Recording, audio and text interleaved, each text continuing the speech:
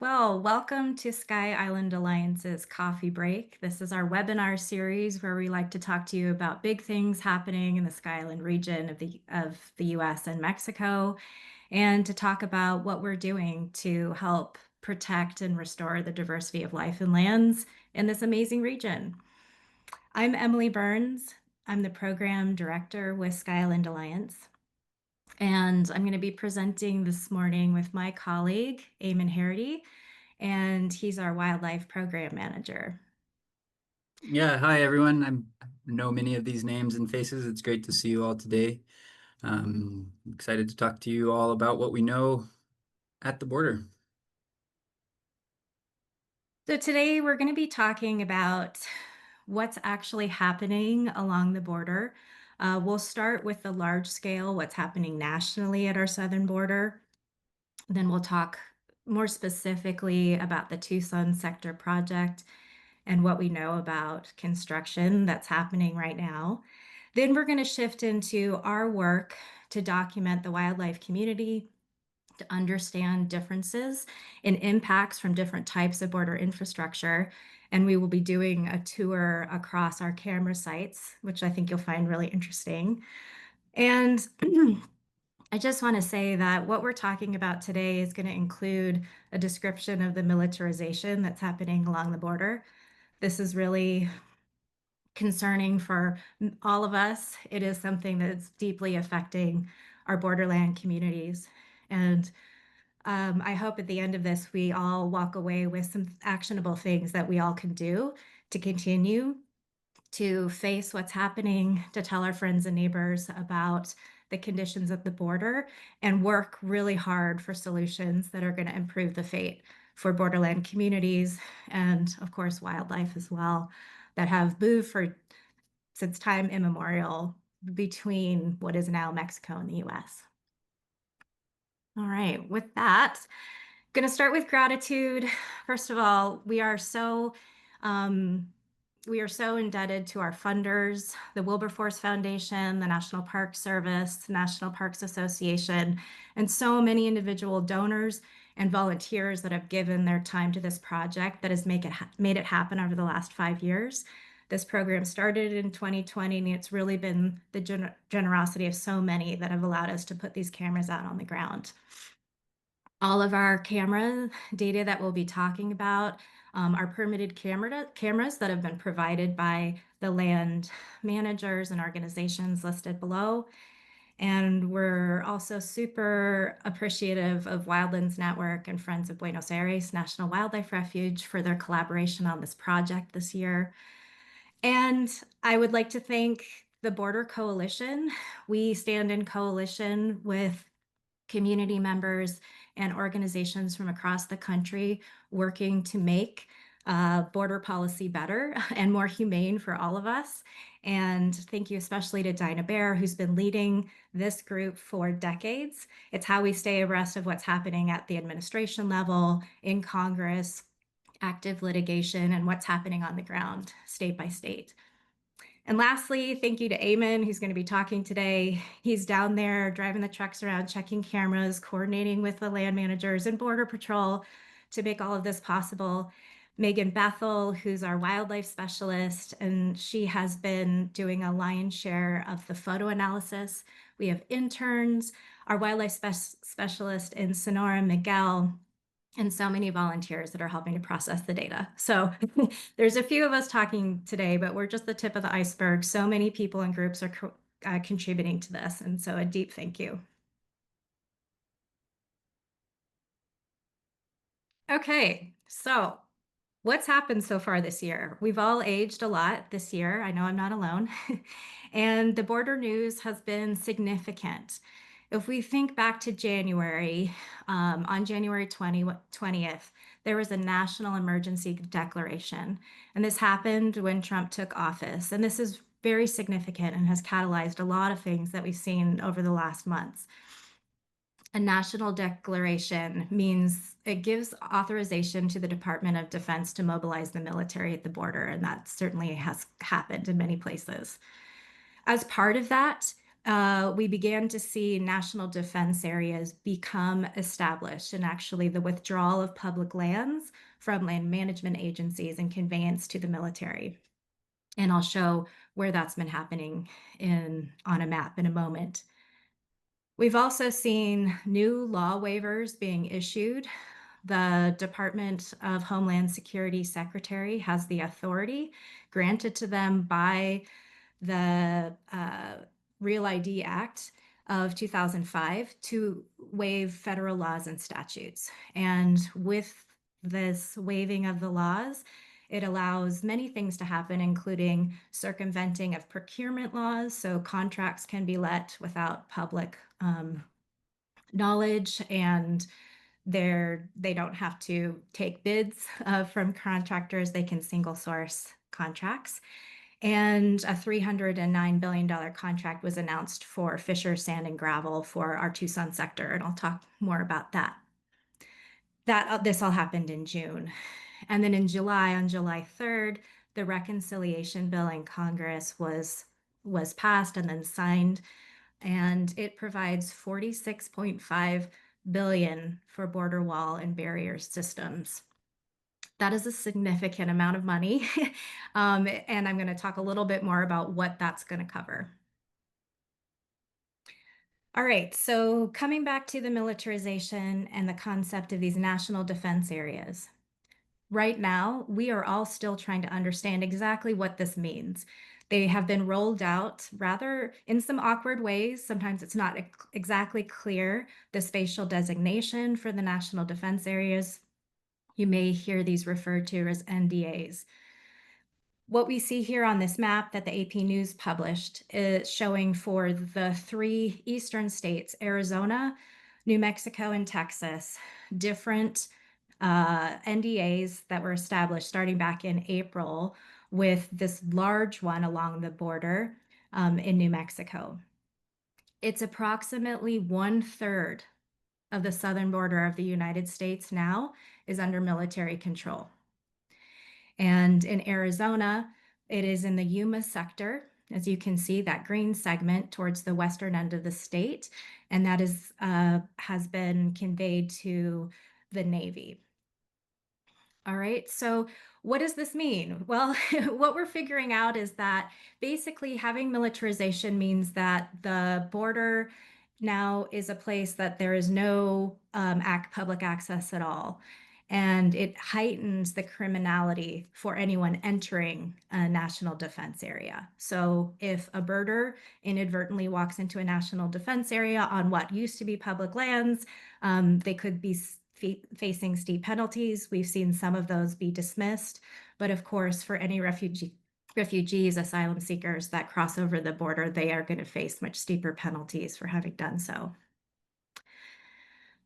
All right, so the reconciliation bill, border funding, and this is something that with the coalition, there's been a lot of effort to understand the magnitude of this funding, and we definitely tried to oppose it. We voiced our opposition to this amount of funding.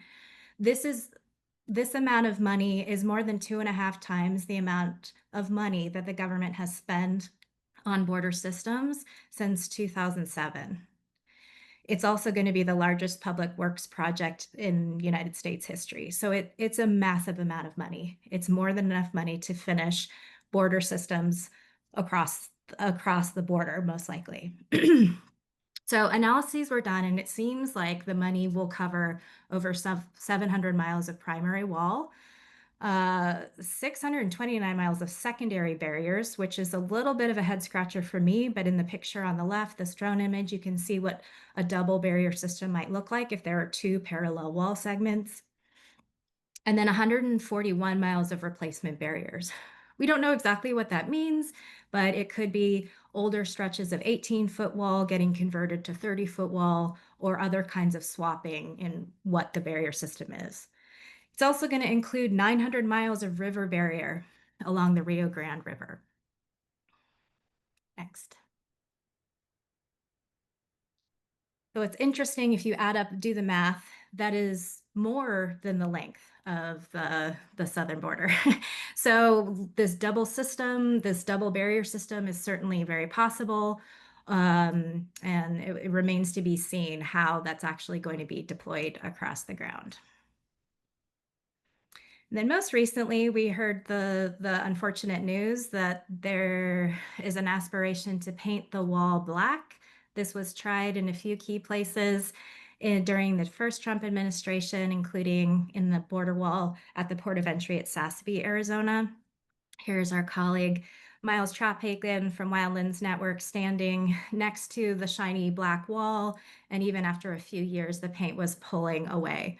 So while nobody believes that this is actually does anything for national security, it may have another negative environmental impact, and the cost is going to be more than $1 billion if they do this. Okay, so coming closer to home, we're based in Tucson. This Tucson sector has a project that was announced earlier this spring within the Tucson sector. In total, the plan is to construct 27 miles of primary border wall in places that currently have just vehicle barrier. So in the map that you can see, there's 3 different sections that are going to compose that 27 miles. Starting on the left of your screen or to the west side, that 0.2-mile stretch is across the Santa Cruz River. This is where the Santa Cruz River flows from Sonora into Arizona and then up northwards towards Tucson. There currently the Santa Cruz River flows northwards and is flanked by older 18-foot wall panels. So this short stretch is due to happen over the winter and for that to be walled off. The 24.7-mile stretch with the blue segment in the middle, currently that's vehicle barrier, and you're going to have a chance to see quite a bit of that when Eamon starts to talk about our wildlife research in that corridor. That construction is underway, and I'll show a picture of that in a moment. And then moving further east, where right now there is very little border wall, but a lot of construction damage that happened during the first Trump administration, 2.1 miles of border wall will be constructed over Montezuma Pass on Coronado National Memorial to the border of Coronado National Forest in the southern Huachuca Mountains. And all of this is made easy for the contractors and the government to move forward with these projects at breakneck pace because of the law waivers that I mentioned earlier. There are 34 laws that were waived specifically for this border project, and it includes everything from the Antiquities Act, Historic Sites Building Act, to the Endangered Species Act, NEPA, the Clean Water Act, and the Clean Air Act. So there are no environmental regulations that apply along this stretch of the border. The activities that are happening now, and unfortunately, yes, this project is off and running. We witnessed the presence of construction equipment, grading of roads and widening of roads along the San Rafael Valley, and the beginning of the construction activities. What's being this project, the Tucson Sector project and these 27 miles is not being funded from the Reconciliation Bill large pot of funding. This is actually funding that was appropriated by Congress in 2021. So these funds will be used, and then of course there's a much larger pot to come in and continue the work as needed. So we're all very disheartened to see this construction up and running. And it's a place where we've been doing our wildlife research, like I mentioned, since 2020. I'm going to hand it off to Eamon, and he's going to be talking about different types of border barrier that we've been studying, including the San Rafael, where you see the photo in the middle with the blue line going down just to the east of Nogales. That's the San Rafael Valley. That is where the construction I was just describing is happening. And soon it will look like the picture on the right, which is from Buenos, San Bernardino National Wildlife Refuge out on the eastern end of the state with 30-foot bollard wall. Yes, Thank you, Emily, for that context and update on what we know going on at the border. It is pretty disheartening to see the construction get underway, especially in an area where we've been working for so long, since 2020. But as you see from this map, there is already a lot of wall built. Oranges and red are that vehicle or the pedestrian barrier, like the right-hand photo with the red pickup truck, of two different heights, built in two different generations. And blue is that vehicle barrier. Very little of that remains. And the main corridor in our region that is still open to wildlife is that San Rafael Valley with blue or vehicle barriers currently, but that is actively being replaced.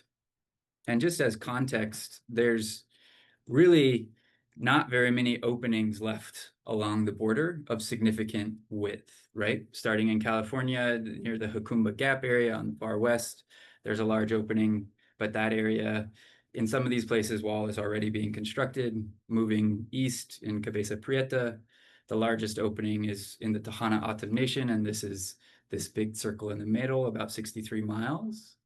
And then down in our area, we see a little bit in the Pajarito Mountains, the San Rafael Valley, and then into New Mexico. These areas are starting to wink out, and what that will mean for wildlife connectivity remains to be seen, but the impacts will be severe. And because all of these environmental protection laws are waived and there's no impact assessments done, there's no research done into the impacts of border barriers, we've been digging into that question for the past 5.5 years, studying wildlife, both common and rare and big and small, and how these creatures respond to border barriers of different kinds and different shapes and sizes. We use motion activated cameras. Many of you probably have some of these at home or have used them before. Basically, these are cameras that respond to motion and collect either photos or videos. We currently have about 125 cameras across well over 100 miles of the border, from the Buenos Aires National Wildlife Refuge out west all the way across to nearly the New Mexico border at the San Bernardino National Wildlife Refuge. More than 5 years of data, hundreds of thousands of videos and photos of wildlife in our area. These are just some examples of those cameras. We place them, some of them are placed very close to the border infrastructure itself to understand how wildlife interact with these barriers when they encounter a vehicle barrier versus a border wall. How do they respond? Which species move through and which species don't? If I get you to remember that map I just showed on the last slide, you'll see that some of the cameras aren't right on the wall. And those are all within about 3 kilometers or 2 miles of the border. And those are collecting a baseline of information about how the wildlife populations are doing, so that we can understand how those populations change with changing infrastructure at the border. But to start, I want to dive into some research that we published last fall in Frontiers in Ecology and Evolution, simply on the border walls and the barriers and the species that can and cannot cross through those structures. For the sake of today, I'm going to focus in on 20 terrestrial species, from about 2 pounds on up to American black bears, which are very, very large. But we limited our study for this purpose to species we thought might be impeded by border walls. So that starts with a ringtail or ringtail cat and goes on up to mule deer, white-tailed deer, mountain lion, American black bear, porcupine, javelina, and species like this. And we asked a seemingly very simple question with these species and with our cameras of, can they get through a vehicle barrier, or can they get through a border wall? And if we start with the vehicle barriers, again, this is what's shown in blue in the center of the map here. Down low, this is the San Rafael Valley, from the Patagonia Mountains near Nogales on up to the Huachuca Mountains near Sierra Vista. It's a pretty variable structure built out of old railroad rails and largely designed to slow or impede vehicles from being able to freely drive across the border, but it was never intended to stop pedestrians on foot. A lot of this was built in and around 2006, after the Secure Fences Act was passed. And not surprisingly, we see pretty free motion, pretty free movement. White-tailed deer, American black bears, javelina, mountain lions. Throughout our list of species, all of these animals are able to move fairly freely through these vehicle barriers. The photo on the top right is a great example of bear yoga. It's going under the barbed wire fence in a drainage, and it'll cross under the vehicle barrier, which is just off screen in this example image, but it's not really a barrier to them. And I'm going to show a video as another example.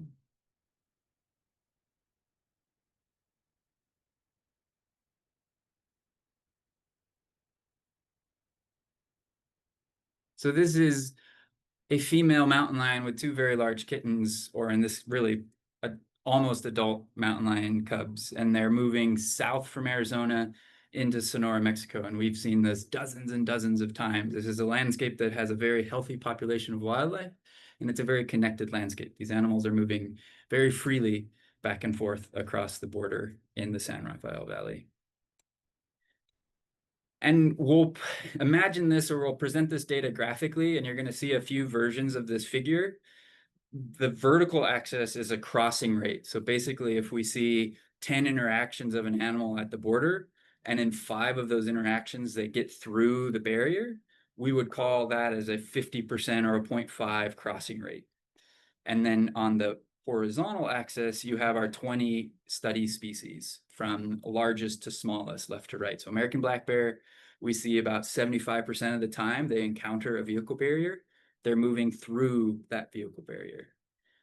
There's some variation in these species and in these animals, but the take-home message really is that these animals are all moving freely. All of them encounter border barriers like vehicle barriers and move through the vehicle barrier more than half of the time that they encounter those. So in our study area, the San Rafael Valley, vehicle barriers really aren't too much of an impediment to their movement. When we consider border walls, which again are the red and orange areas on these maps and range from either 18 to 30 feet tall, and the gap sizes are about 4 inches wide. I'm going to repeat that, 4 inches wide. How many of you all have pets at home that could get through a 4-inch gap? My little cats could get through, but my neighbor's dog absolutely could not. So this is a very serious barrier to movement, but we wanted to collect some more objective data to understand more thoroughly what could move through these spaces. As a comparison, I'll show this video.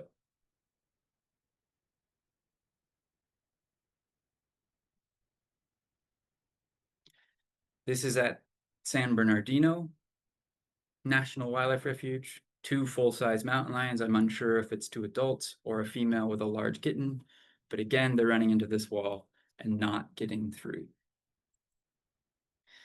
We can look at this same figure with just the border wall instead of vehicle barrier, and you'll see a much different story. On the left side, with our largest 4 species by weight of American black bear, deer species, and mountain lion, they're never able to get through a border wall.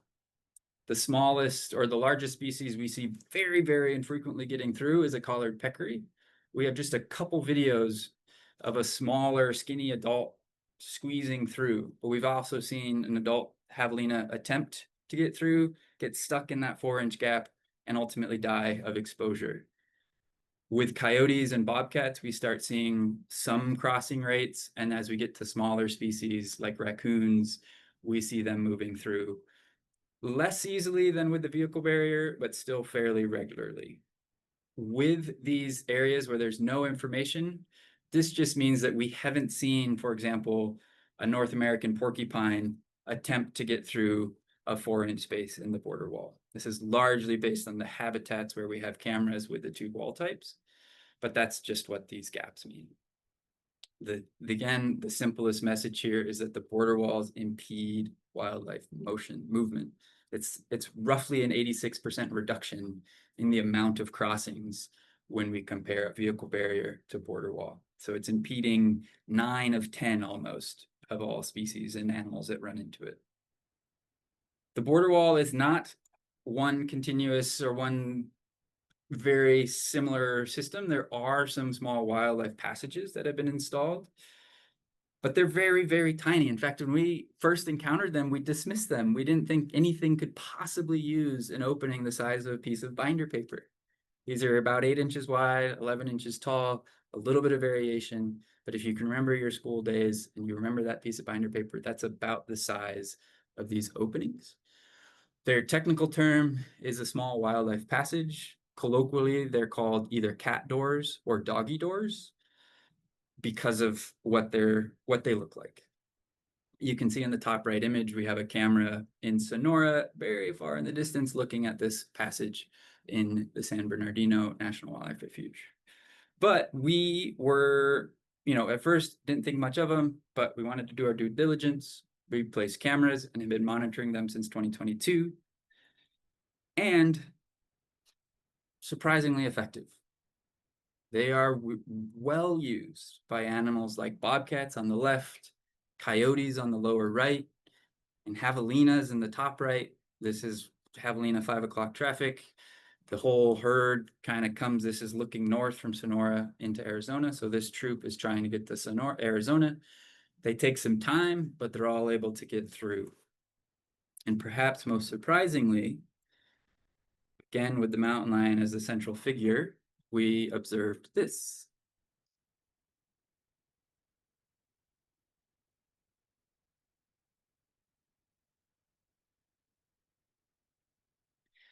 A beautiful video of a female mountain lion moving from Sonora to Arizona with her 3 kittens. The 2 kittens are able to go through side by side. The adult really has to squeeze, really has to work to get through this opening. On the positive note, this is an opportunity, this is a lifeline for this animal. On a less positive note, she's at her limit. She can't get any bigger, she can't put on any winter weight without being impeded by this wall. But it is a surprise, and it does suggest that these openings are providing some connectivity for female mountain lions. We can look at the same figure again, where now in the middle row, we have a border wall with wildlife passage. You'll notice there are 2 colors in this figure. The light gray matches the border wall above, and that's because at each of these small wildlife openings, animals have a choice. They can either cross through the 4-inch gaps or the small wildlife opening. And so we compared and we noted that in these data. But I want to highlight, first of all, these 3 species on the left with mountain lion, collared peccary, and coyotes. We see similar crossing rates actually to what we see at vehicle barriers. So these small wildlife openings are improving the ability of these species to cross through border walls dramatically. It's a huge increase in the crossing ability for these species. Bobcats also increase a little bit. Once we get down to these smaller species, we actually see almost no preference or a slight preference, strong preference in the case of jackrabbits, to crossing through those 4-inch gaps. They seem to avoid the small wildlife openings. Maybe it's because they smell like mountain lions. We're still unsure on that, but the jackrabbits in particular really don't like the small wildlife openings, but they are able to move fairly freely through the regular 4-inch spacing. So this is largely good news. It shows that these small wildlife passages are effective for some species, but of course, they're not a total solution. We have strong evidence that male mountain lions cannot get through these passages. So in addition to filtering species, we're starting to filter sex or gender with these walls. Mule deer and white-tailed deer can't get through these openings. And of course, American black bears can't get through these openings. They are, I think the paw of that bear is about the same size as that opening. So it's clearly too large to get through a small 8-inch wide opening. So more wildlife connectivity is needed. These passages are a step in the right direction, but not a total solution. Moreover, they're very, very rare. There's about 40 of these across the 109 miles of border wall from the Buenos Aires National Wildlife Refuge down through Nogales, and then across out to New Mexico. It sounds like a lot, but when you think about how few and far between they are, or for example, that there's 50 miles of continuous wall between the San Pedro River here and the first opening east of Douglas, where there's no opportunities for wildlife to cross. It really brings home that these are installed much too infrequently to meaningfully impact the wildlife community along the border. All of our research has led us to propose, we have regular communications with DHS and CBP, recommendations for how to either improve the utility of these small wildlife passages, or in general, improve the connectivity for wildlife at the border. The first recommendation with these small wildlife passages, and this is just something we provided to the Department of Homeland Security and Customs and Border Protection, is they really need to be installed much more frequently, at least every quarter mile, ideally much more frequently, but we've been asking for every quarter mile. They need to be cut smoothly. This seems rather intuitive, but we see a lot of inconsistencies and in some cases very jagged and sharp edges on these openings that limit their utility for wildlife. They should be placed in a range of habitats, not just collected near drainages or just on ridgelines. There's an unfortunate pattern to the placement. Border Patrol chooses to put them in areas where they can monitor them. Typically ends up being on large exposed hills. So if we could step away from just placing them in areas where they have cameras and place them in areas based on the biology of the system, that would be an important step. Install in multiples rather than just one, and then a half a mile later, another one. Try putting two just a few meters apart so that animals like javelina could cross through freely. And finally, this is less of a recommendation, but just another piece of information. Across the 3 years that we've been monitoring these, we've never seen them exploited by people. This is a fear Border Patrol maintains. It's not substantiated and it's not valid. These are not something humans use, so they should be placed with biological considerations and not security considerations in mind. Our research has also led us to understand even more nuance about the wall and what we call incidental wildlife passages. In certain sections of the wall, there are inconsistencies in the width. And this might sound so minutiae and so detailed, but it is actually quite important for wildlife. This is a coyote exploiting one of these accidental gaps or incidental wildlife passages. Here, kind of highlighting some of these in red. And we found this graph shows the crossing rates on the vertical axis and sort of that width of the gap on the horizontal axis. And at 5.5 inches, a little less than 5.5 inches, we start to see really dramatic increases in the crossing rates for things like javelina, coyotes. In particular, these two species are benefited by these gap size. This seems like a really minor result, but it is actually very important and has led to some significant recommendations we proposed to Border Patrol that they just increase a few gaps every once in a while, perhaps every panel, to 5.5 inches. This simple change would not only save a lot of money on their part, because it would require less material to build the wall, but it would go a long way to improving the connectivity for wildlife. A final recommendation, and this is also quite intuitive, floodgates. We live in a flood-prone area. We all know the monsoon systems, when they arrive, produce large pulses of water. To accommodate these pulses of water, the border wall has these gates built in. These can and should be left open, not just in the rainy seasons, but they should be used as wildlife passages for large species that cannot use those little 8-inch doggy doors or cat doors. There are some gates that are left open for wildlife, and we've seen very positive results. Again, the star of our show today is the mountain lion. But here's a video showing a mountain lion using one of these little floodgates. Super simple act that makes a huge difference for that species, and that individual is able to move freely through the border wall in an area where it has no other option. So this is a really powerful tool that should be exploited more frequently for wildlife. Generally speaking, our results and recommendations apply across the borderlands to these various types of barriers. I'm going to show one more result from our study, and then I'm going to take us on a very quick photo tour of our cameras across the border. And we're continuing to do these work, even though we've learned a lot. There's clearly a need to continue this research, and we will be doing so. We can develop site-specific recommendations and also understand through time sort of the mid and long-term impacts of these border wall construction projects. You will often hear the narrative that the border wall is needed.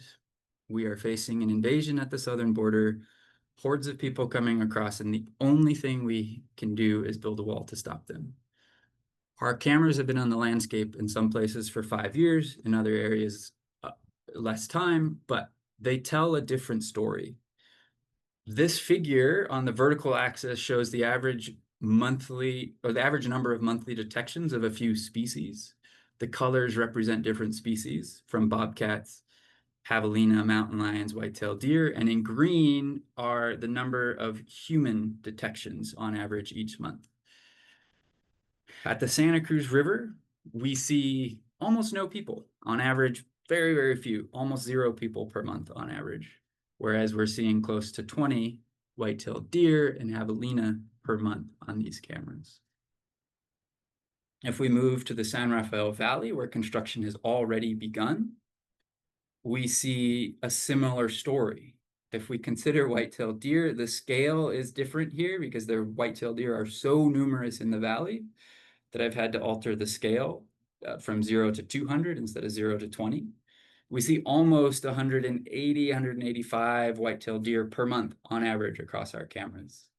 It's almost 38 times more white-tailed deer than people, which is roughly around 5 people per month across all our cameras. And I'll note that humans include Border Patrol, hunters, recreationists, as well as refugees and migrants. So the San Rafael Valley, which is facing construction right now, has almost no people crossing. So the wall is going to be built at $300 million to stop a handful of people a month. Not even stop them, slow them down. So I think our data tell an important story that counters that of the national narrative. And the final place in the Tucson sector, which is slated for border wall, has a very similar pattern. Again, the scale changes a little bit, but we see more than 60 white-tailed deer per month and just about 4 to 5 people a month. We see a similar number of javelina, coyotes, and even mountain lions to the number of people in the Coronado National Memorial. Another example of a location where the cost and the destruction of the border wall is extremely unwarranted based on the data we have on the number of people moving through the region. From here, I will transition into a photo tour, and we're going to start west and work our way east.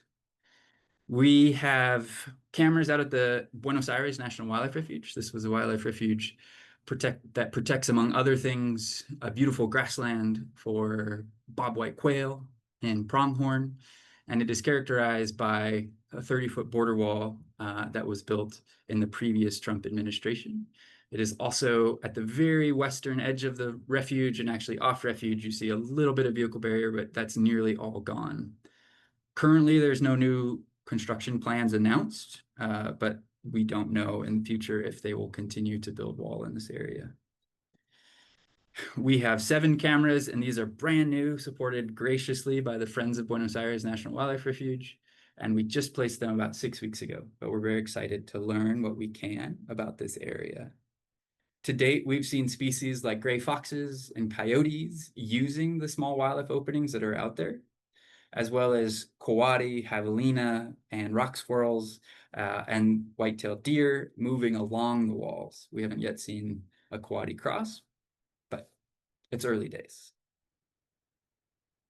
As we move east, this is west of Nogales, an example of a black wall, as well as the original sort of rusty wall.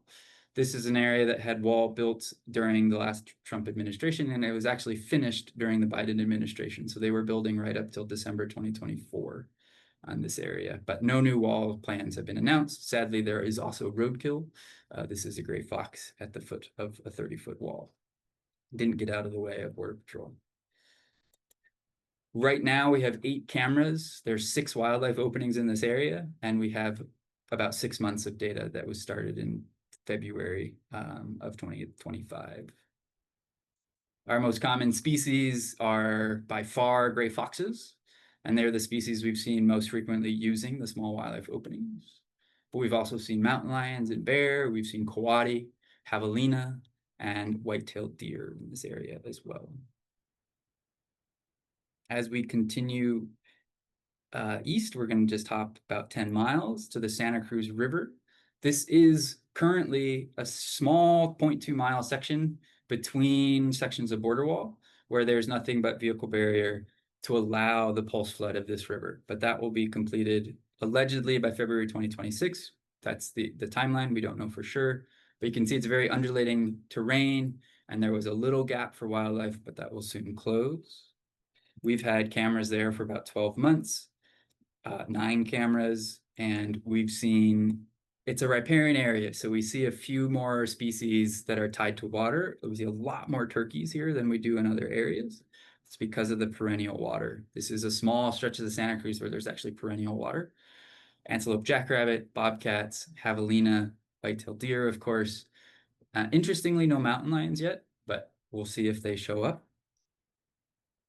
We're going to keep on moving east to another important river system, or the headwaters, actually, of the Santa Cruz River, the San Rafael Valley, which again spans the Patagonia to the Huachuca Mountains. This is a beautiful landscape characterized by grasslands, rolling hills, and into the foothills of the Sky Islands.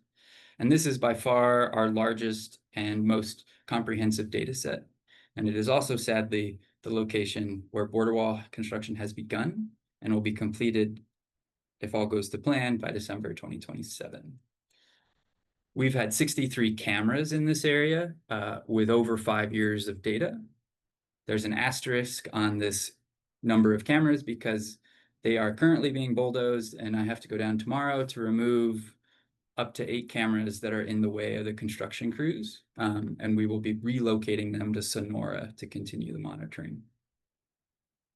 This landscape is so rich, it's so diverse. We have everything from white-tailed deer in the higher elevations, coyotes, a beautiful and expanding population of pronghorn. This was a re-established population that's doing really, really well and recently expanding across the valley. Bobcats and black bears. At the border infrastructure, which is really permeable for now, we see hundreds of crosses, thousands of crosses so far across our study area, from white-tailed deer to turkeys to American black bears, mountain lions, mule deer, white-tailed deer, and porcupine. The San Pedro River has wall that was completed during the last Trump administration, no current plans for expansion. 12 months, 12 cameras, about 4 years of data. This is another area characterized by riparian systems where we see mountain lions and bobcats, coyotes. It's a mix of riparian and quite arid. So we see a blend of species coming together in this riparian corridor. We also see a lot of species interacting with the border wall itself, like this raccoon and this black bear that tried and failed after 3 hours of attempting to get through the wall, ultimately left the area. Wild turkeys are still species we have not seen get through the wall. They have wings, but they're ultimately unable to get through the border wall. And then, of course, this is a bobcat sneaking through a little gap that's wider than the 4 inches. Our final stop on our whistle stop tour is the San Bernardino National Wildlife Refuge. This is all the way east near the New Mexico border. It has had wall since the previous Trump administration. No new plans for construction have been announced, but we may see them return and finish the wall towards New Mexico. We've had 24 cameras for almost 4 years, and this area, you'll see how close it is to New Mexico. There's this gap in Guadalupe Canyon, which is an important corridor for wildlife. Still open at the moment, but it might be impacted by future plans.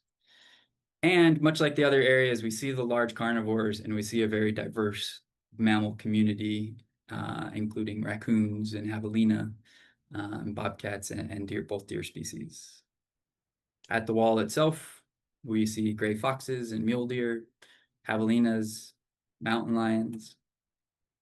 So this, in conclusion, across our border, we're maintaining all of these diverse study areas so that we can understand the impacts of the wall in diverse habitats and across time, so that we can make recommendations and make mitigation suggestions to give animals a slightly better chance in the face of this barrier. And I want to leave you with just two examples of what the border wall may mean for wildlife at the broad scale. We'll start with the well-known American black bear, a robust population in Arizona, but the species is federally endangered in Mexico. Small populations, northern Sonora, northern Chihuahua. Genetic and telemetry studies show that these populations are connected, and folks suggest that the populations in Sonora and Chihuahua depend on the occasional incursion of individuals from Arizona. As we make the border wall more impermeable and finish these construction projects, these bears will be unable to reach the population in Sonora, and we may well see this population decrease, become more vulnerable, and less viable into the future. A similar situation exists for Sonoran pronghorn, peninsula bighorn sheep, though for both of those species, Highway 2 seems to be an additional large barrier to their dispersal, but border wall is not going to do them any favors either.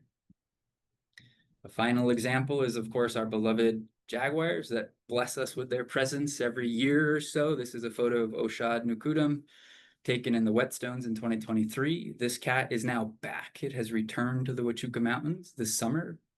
University of Arizona has seen it many times this summer.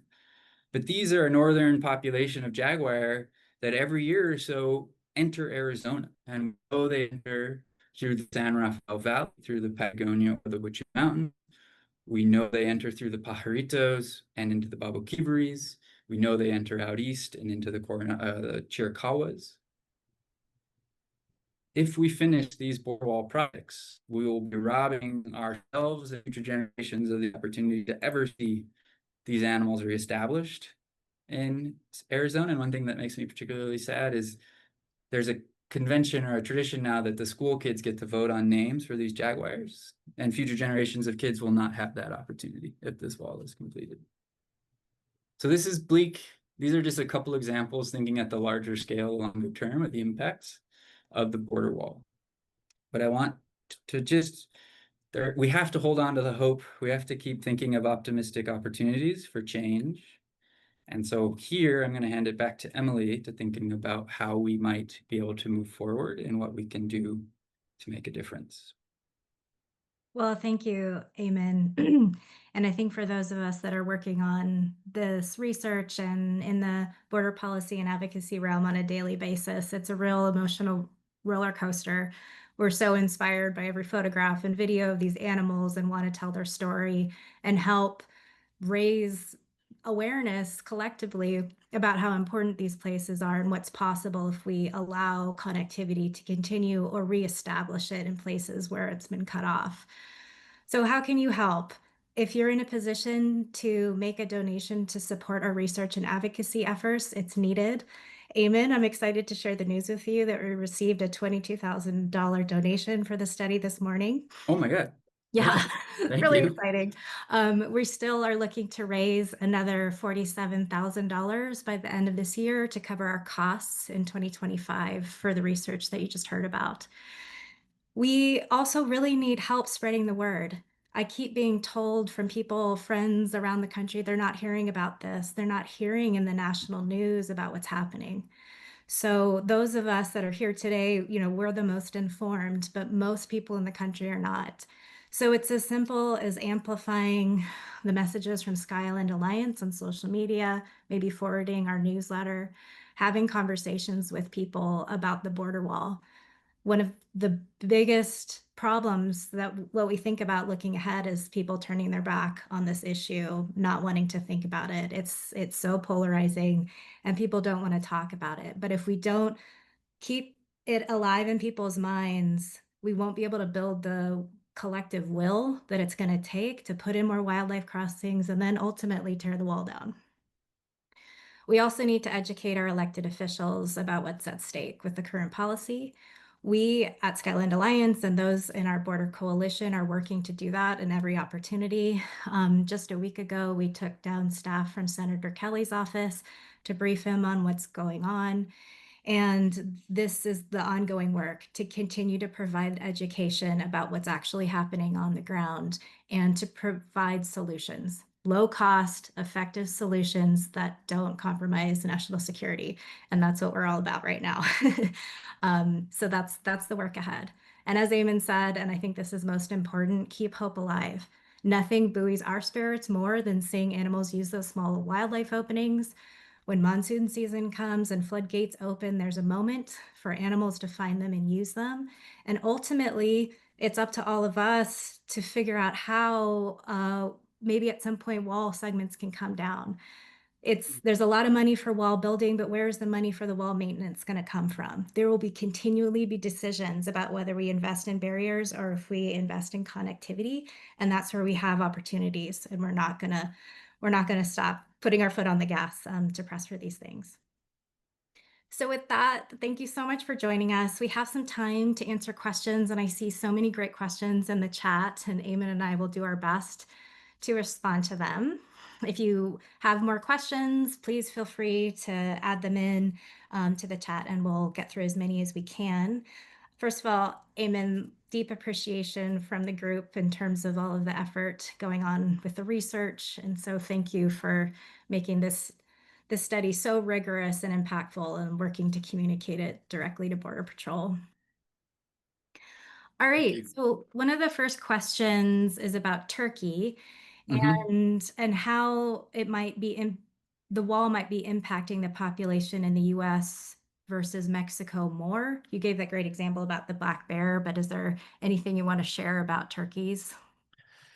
I'll touch on this briefly. The Gold's turkey is a conservation success and actually a binational collaboration success. It's a subspecies of the Sky Islands, and the population is doing very poorly in Arizona. Reintroduction efforts, some of those reintroduction source populations came from Mexico, and currently the Gold's turkey population in Arizona is doing quite well.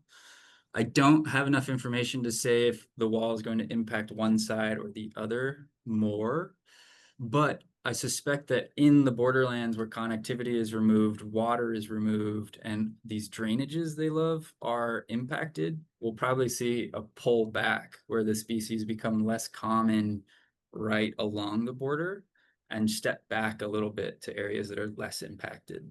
But it'd be really interesting to follow their populations to see if there's differing impacts on the north versus south side. Great question. Right, thank you. We had a question about Border Patrol monitoring the wildlife passages themselves, and if any data or photos have been shared. I answered briefly in the chat, but if you have anything to add about that.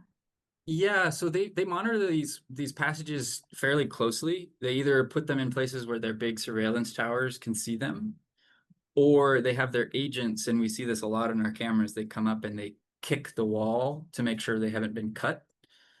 So they check them pretty regularly. They don't share information with us about what's going on at the passages. I think our cameras are better placed to see animals on a regular basis.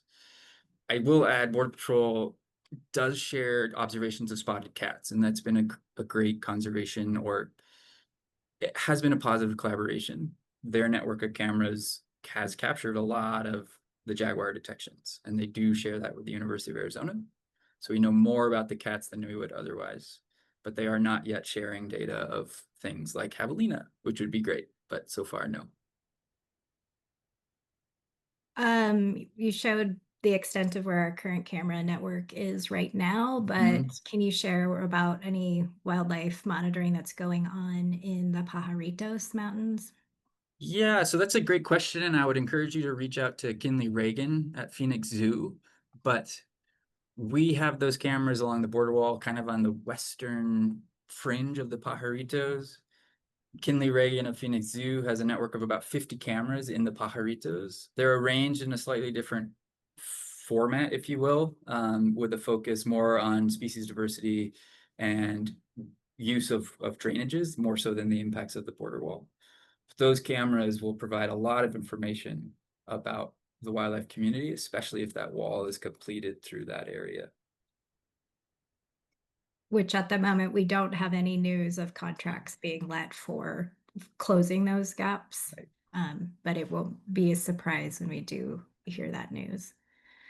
There was a question about why they are painting it black.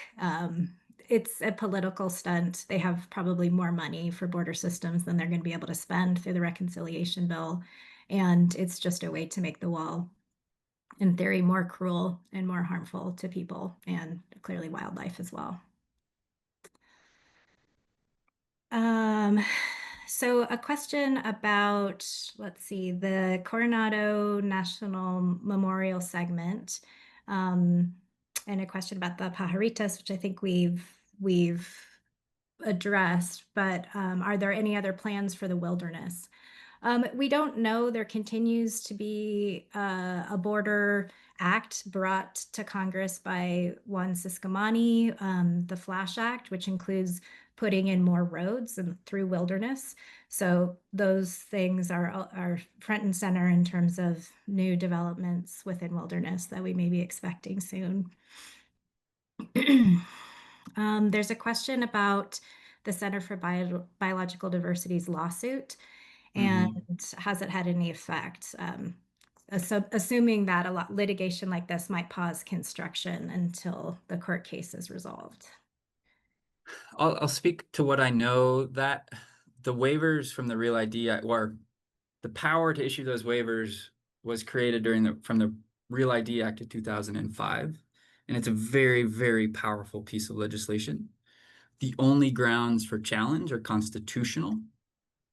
So the Center for Biological Diversity's lawsuit, and I'm going to paraphrase, they'll have more of the details, but it's focused on the constitutionality of those waivers, giving an unelected official the power to decide which laws apply and which laws don't, seems counter to our Constitution. So far, all challenges have been unsuccessful, but this current lawsuit is raising that issue again. An answer is expected in October. At that point, it is unclear what a positive answer would mean. If a judge sort of agreed with the center, would that mean an injunction and a pause? We don't know. If it's not a favorable answer, construction will continue. So there is a little bit of hope there, but it's really unclear what the outcome will be. We should know more in October. Thanks, But I do Eamon. encourage you to reach out to Center for they'll have more of the legal details of that, but I know it's on constitutional grounds. Eamon, what do you know about the wall segment that's going to go across the Santa Cruz River? Will it be gated, and who will be opening and closing those and making those decisions? Yes, another great question. So the contract fell to Fisher Sand and Gravel, which is building the section across the San Rafael. Typically, they put in floodgates at all major river crossings, and I know there will be a significant number of floodgates across the Santa Cruz. For example, at the San Pedro, I think there's close to 40 gates across the floodplain. I'd imagine a smaller number at the Santa Cruz. The decisions are made based on the rain. And so generally speaking, the floodgates are open from June to September to accommodate the pulse flows so that they don't have to run out and beat the rain. But the specifics of that are a little unclear. I know it's Border Patrol that goes out and opens them, or sometimes they're subcontractors who do the maintenance on the wall will be the ones opening. But they will at least be open June to September. Ideally, we could get them to leave a few open year round, but we'll see. Yeah, thank you. Well, we're running out of time. So there's two more themes and questions that have come up, and one about impacts to insects and pollinators. Yes. Certainly, they are impacted in places where the border lighting has already been installed and is on. Lighting is very disruptive to insects that are moving at night. Is there research on that? I'm not aware of any specific focused research on insects, but it is a research need, and certainly we expect there to be significant impacts, not just from the lighting, but also from water. And that was another comment and question. In the chat, yes, we didn't get into it today, but the construction of the border wall may use up to 500,000 gallons of water per mile.